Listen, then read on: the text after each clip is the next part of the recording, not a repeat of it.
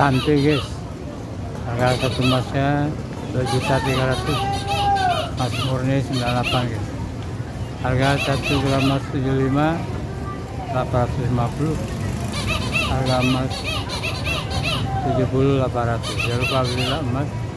Toko emas cantik guys.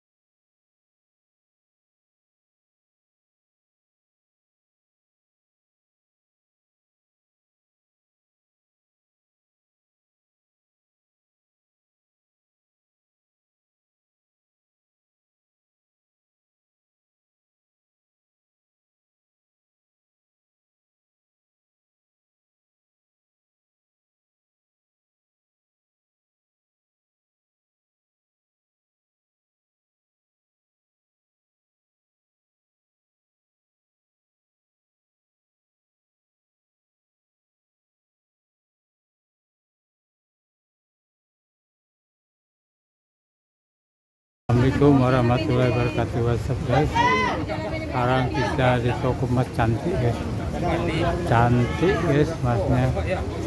Ya bagaimana? Gimana Pak? Ya ngevlog saya cantik. Ah ini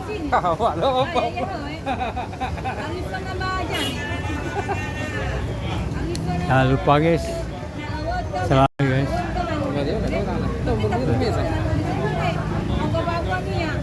Kembali ini baca ya, jangan orang nggak rame dia suruh ngevlog.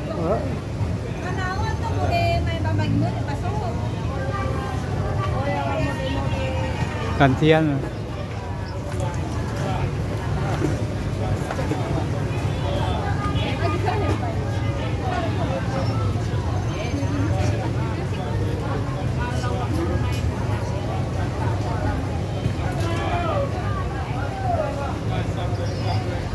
Jangan lupa beli emas toko emas cantik. Emas cantik sekarang satu emasnya 2.300.000. Kalau emas gramnya sekarang 175. Emas putih 850. Emas 70 di sini 800. Jangan lupa beli emas toko emas cantik ya.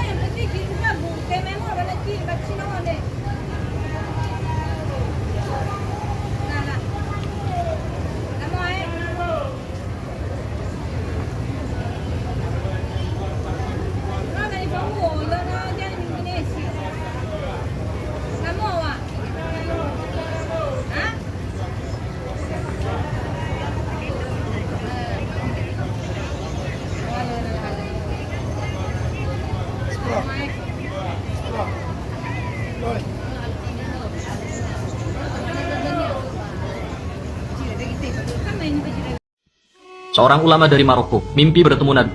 Kisah yang terjadi di zaman kita ini. Nabi berkata kepadanya, pergilah kamu ke Mekah, temui Fulan bin Fulan. Beritahu dia bahwa dia adalah ahli surga. Malam kedua pun dia mimpi yang sama. Malam ketiga pun juga. 3 malam berturut-turut mimpi Nabi dengan pesan yang sama. Maka ulama Maroko ini pun mengumpulkan hartanya, perbekalannya untuk pergi ke Mekah. Sesampainya di Mekah, ia melakukan umroh, lalu menghubungi sahabat-sahabatnya para ulama Mekah untuk menanyakan orang yang dia cari. Maka bersama-sama dengan para ulama Mekah, mereka mencari orang yang dimaksud. Dapat info, dia tinggal di daerah pelosok. Sesampainya di daerah yang dimaksud, para ulama ini bertanya kepada penduduk setempat, kau tahu rumah Fulan bin Fulan? Penduduk itu pun kaget. Kalian, para ulama, dengan pakaian terhormat, kalian orang-orang soleh, dengan penampilan alim seperti ini, mencari Fulan bin Fulan? Iya, memangnya kenapa? Kata ulama Maroko itu. Kalian akan tahu sendiri setelah bertemu dengan orangnya. Maka ditunjukkanlah rumah orang yang dimaksud. Begitu pintu diketuk, yang keluar adalah seorang laki-laki dengan penampilan preman, dekil, fasik. Ulama Maroko ini kaget. Dia berkata dalam dirinya, aku pikir orang yang akan kutemui adalah orang alim, soleh, ahli ibadah. Ternyata seorang berpenampilan buruk. Orang itu pun kaget juga. Kenapa para ulama mengunjunginya? Ulama Maroko bertanya, apa benar kau Fulan bin Fulan? Ya, benar. Siapa kalian? Mau apa kalian datang ke rumahku? Ulama Maroko ini berkata, aku dari Maroko, datang jauh-jauh ke Mekah untuk mencarimu. Sebab ada pesan yang harus kusampaikan padamu.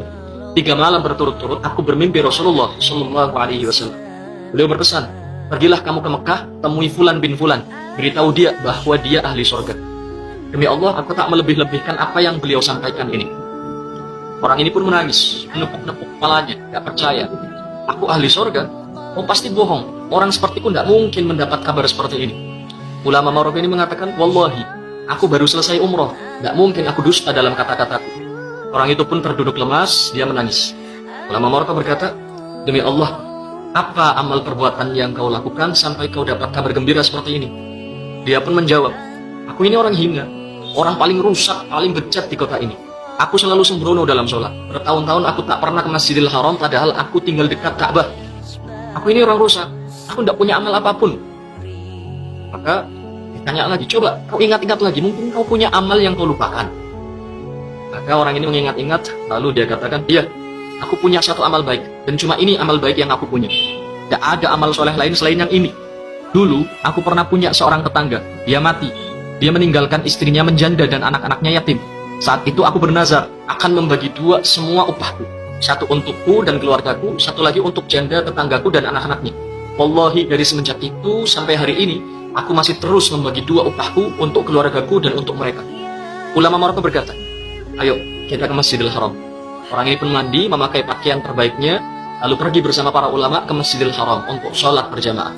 Pertama kali dia masuk Masjidil Haram, dia menangis. Dia terus menangis, tidak henti-henti sampai dikumandangkan iqamat sholat. Bahkan dalam sholat pun dia menangis. Ketika imam baca surat, orang ini terus menangis. Terisak sampai membuat ulama Maroko ini yang sholat di sampingnya ikut menangis.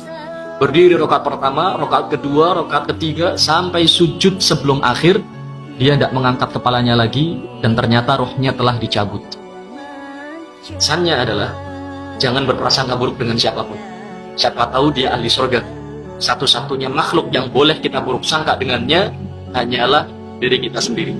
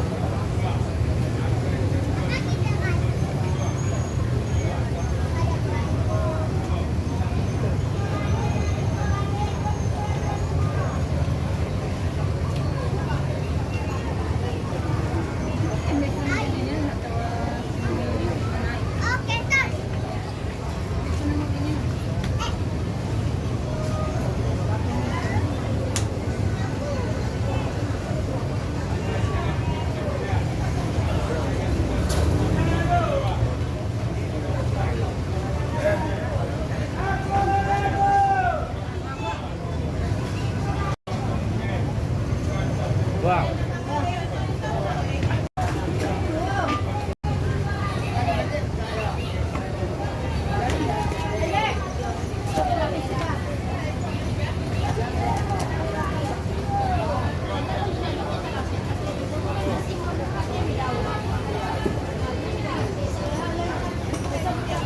CL ya.